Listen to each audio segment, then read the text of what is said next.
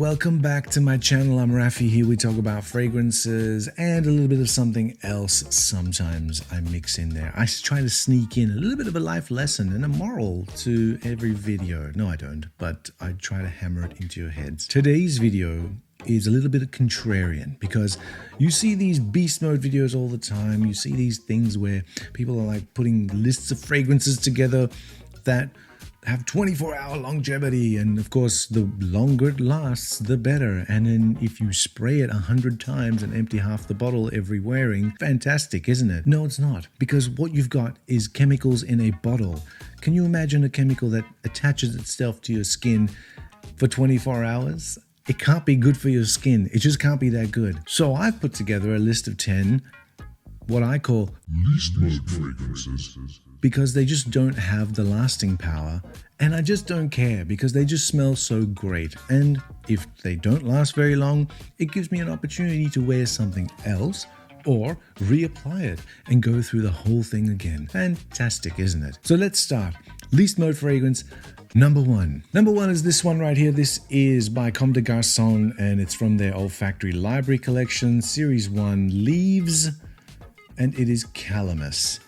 Hardly ever gets talked about. As a matter of fact, I don't think there is a video other than me talking about this fragrance. They come in this white bottle like this. Is a 50 ml bottle, and I think the more popular one in this series is called Sequoia, which is all right. It's kind of woody and stuff like that, but this is just so nice. It's green, but almost like a powdery it's like a freeze-dried green pea that has been crushed into a powder and is now being reconstituted by having aloe vera gel mixed with it. Amazing, absolutely amazing. The thing is, it only lasts maybe like 3 hours.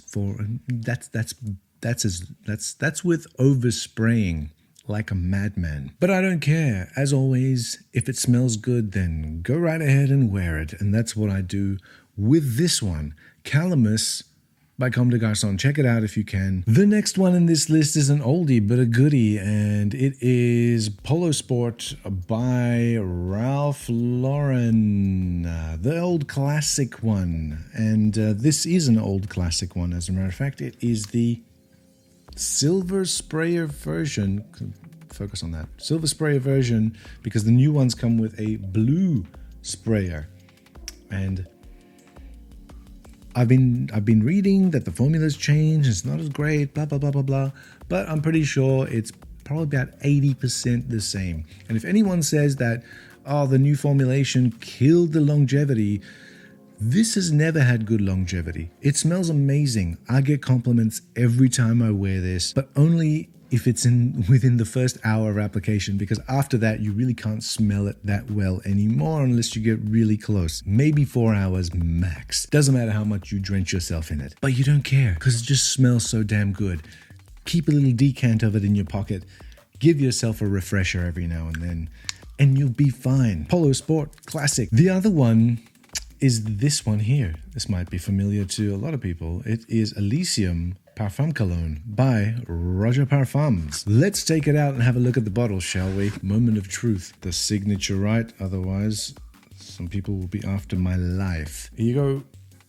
Bottle to be seen. See that bottle. It is halfway. Halfway for someone like me is one hell of an effort. Two reasons for this. One, because I didn't think that I'd wear this that much. I thought, yeah, cool. It's a great quality, high quality blue scent. But you know, I'm not really into blue scents. But then again, it's just so irresistible to reach for it in a lot of occasions where you're kind of unsure about, you know, if you're meeting new people and you don't want to you know, offend them by your scent. If you're wearing something super strong, like if you're wearing like a hard leather sort of fragrance or something like that, this is the easy reach. This is the dumb reach, but it shouldn't be that far down. I bought this for my birthday almost a year ago now, and I've gone through half the bottle already. And with a collection the size of mine, I shouldn't really have gone through that much of it. I've even tried overspraying myself. still, I mean, it does work a little bit. And I've heard mixed rumors. Some people say that they get great longevity out of this. Some people say that they don't. And it could be that some of us are actually nose blind to some of the ingredients that are in here. So we might just be unfortunate. Or we could just be an unfortunate recipient of a weaker batch or something like that. I don't care. What I do care about is how it smells. It smells great. It smells fantastic. You can't go wrong with it. You should really have this as a Swiss Army knife. Even if you give up all your other crap, you can still buy this. You can use it for pretty much any occasion and just reapply. I know it's expensive, but you can get deals on it as well. I think I need to try the Parfum version of this and see how that goes, because that might actually last longer. It might not project as well, but it might actually last longer. So let me see if I can get my hands on that. But yeah, this one, least mode, but I don't care. The next one is a classic floral from Chanel from the 1920s. This is a Gardenia Eau de Toilette. Now, I know there's an Eau de Parfum version. This is the old Eau de Toilette.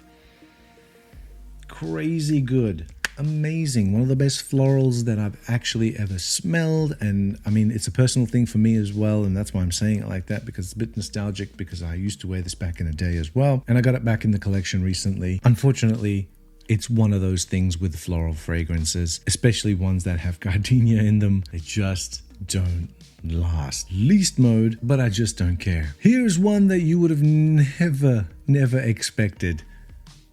Jovan White Musk for Men. That's right. This is the ultimate cheapie of cheapies, because I bought this bottle for $9 and I've used up half of the 100ml bottle, 88ml bottle in the time that I've had it. This was my go-to scent after a shower. It goes so nicely. And after a shower at night especially, chuck this on, relax, puts you in a relaxation kind of mood. It kind of smells like sweet skin, really, is all it smells like. And sweet, clean skin. And just go to sleep, because it's really relaxing. And I really like it for that quality. And I know that in the morning, I'm not going to be able to smell this. Hell, I'm not going to be able to smell this before I even go to sleep. That's how weak this thing is. But for $9, can't really go wrong. Least of the least modes, but I just don't care. Okay, the next one is the Dior Homme lineup, of which I have like 3 here. And the reason I have 3 in height order, let's put them in height order, like this, from shortest to tallest.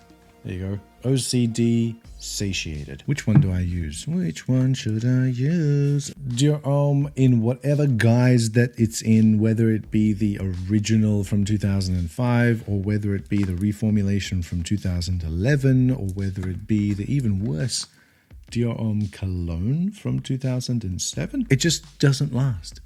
I mean, it's probably a little bit better than the ones that I've had previously. Like, you'll get maybe 6 hours, especially like from the actual Dior Homme, you'll get about 6 hours, but it won't be projecting very much. I mean, it might project well for like an hour, but then it's just a skin scent after that. And it's, again, this scent, I love it so much. I've gone through many bottles of it, and it's a me thing, and I absolutely wear it for me only, and that's why I go through a ton of it. And it's super least mode, but I just don't care. The next one is a very summery citrus freshie from the house of Goldfield and Banks. It is Bohemian Lime. Now, this gets a lot of flack. Gets a lot of flack because of its longevity issues. It smells great, really refreshing in really high heat because of that finger lime that's in here, and vetiver and touch of vanilla, I think, in there as well. A lot of people say that they can't actually smell the base. That's how bad the longevity is. I do smell the base, but it's a skin scent and only on the hottest of days. And yes, I do wash myself with this when I wear it. It comes in super handy for when it's like 40 plus degrees or 45 or plus degrees here in Melbourne in the summertime, as we do get a couple of those days when even like the aircon struggles to keep up. Even if you're driving in the car, the aircon struggles to keep up. I've gone through a fair bit of this as well. Obligatory smelling of the perfume. Great scent. Least mode, but I just don't care. Here's one that I absolutely adore, and I've talked about it many times on my channel. I have, and I hype it up, but I'm just one channel. I'd be a much bigger influence if I had more subscribers. Hint, hint. It is Sean John's 3 a.m. I dare you to watch the commercial for this fragrance and not vomit in your mouth. It's so cringy. But the fragrance itself, beautiful.